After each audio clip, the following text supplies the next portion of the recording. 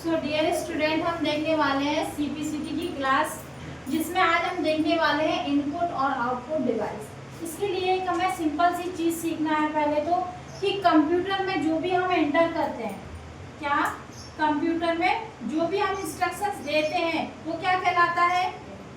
Input. और जो computer से हमें प्राप्त होता है उसे क्या कहते हैं?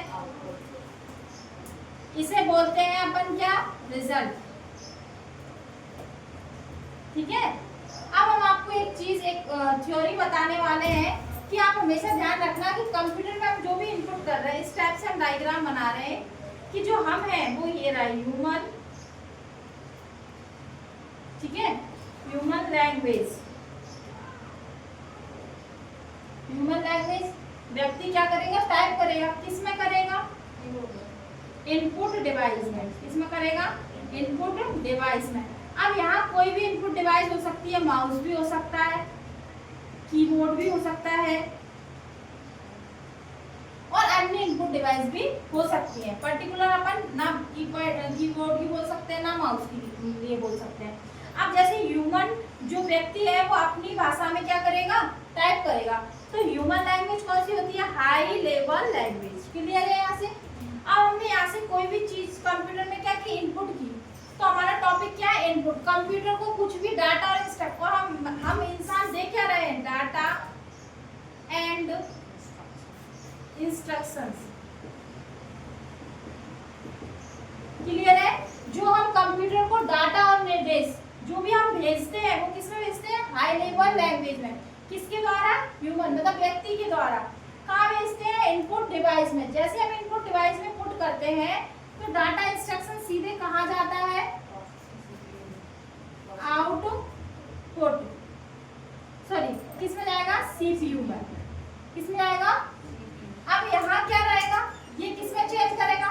ध्यान से सुन लीजिए। जो हमारा डाटा इनपुट हुआ है तो इसके बीच में क्या मिलेगा हमें? कन्वर्ट करने के लिए क्या मिलेगी? मशीन भाषा। क्योंकि कंप्यूटर किस लैंग्वेज को समझता है? क्या कंप्यूटर हाई लेवल लैंग्वेज को समझता है? नहीं समझता ना। ये तो सिर्फ 0,1 को समझता है। तो जैसे ही हमारा डाटा क्या करता है? ह्यूमन लैंग्वेज इनपुट डिवाइस में जाता है। इनपुट डिवाइस उसे किस में कन्वर्ट कर लेती है? मशीन में। और मशीन भाषा जैसे सीपीयू में पहुंचती है तो यहाँ क्या चलती है? प्रोसेसिंग। क्या चलती है? मान लीजिए आपने यहाँ पे 2x2 क्या किया था? इनपुट किया था। अब ये 2x2 कहाँ हमने इनपुट किया था? इनपुट डिवाइस में। अब उसके बाद ये किस में चेंज हुआ होगा? मशीन भाषा में। और मशीन भाषा में फिर क्या चलेगी? इसकी प्रोसेसिंग। अब जैसे ही सीपीयू में ये पहुंचता है तो यहाँ 2x2 की कैलकुलेशन चल के हमारे सामने क्या आएगा? क्या आएगा? आउटपुट। अब ये आउटपुट हमारे किसके रूप में आएगा? रिजल्ट। कभी कभी क्वेश्चन एग्जाम में पूछ देता है कंप्यूटर पे आउटपुट किस रूप में आता है? ऑप्शन में रिजल्ट नहीं हो तो डेटा भी ठीक है, और नहीं हो तो इंफॉर्मेशन। यही क्वेश्चन कई बार पूछा गया है कि जो कंप्यूटर से हमें आउटपुट प्राप्त होता है वो किसकी? सूचना के रूप में, मतलब इंफॉर्मेशन के रूप में। तो ध्यान रहे कि रिजल्ट नहीं हो तो इंफॉर्मेशन के रूप में डाटा हमें क्या मिलता है? आपको रिजल्ट के रूप में मिल जाता है, मतलब आपको इंफॉर्मेशन प्राप्त हो जाती है, जिसका आंसर होगा 4। इतनी बात समझ में आई? यहाँ तक क्लियर हुआ कि कंप्यूटर कैसे इनपुट डिवाइस पे वर्क करता है। अभी हम आउटपुट पर ध्यान नहीं देंगे, हमें यहाँ तक की प्रोसेस सीखनी है कि जब भी हम डाटा ह्यूमन लैंग्वेज में डाटा इंस्ट्रक्शंस भेजते हैं तो वो इनपुट में जाते हैं, और इनपुट में जाकर वो मशीन भाषा में चेंज हो जाते हैं, और वहाँ चलती है इनकी कैलकुलेशन या प्रोसेसिंग।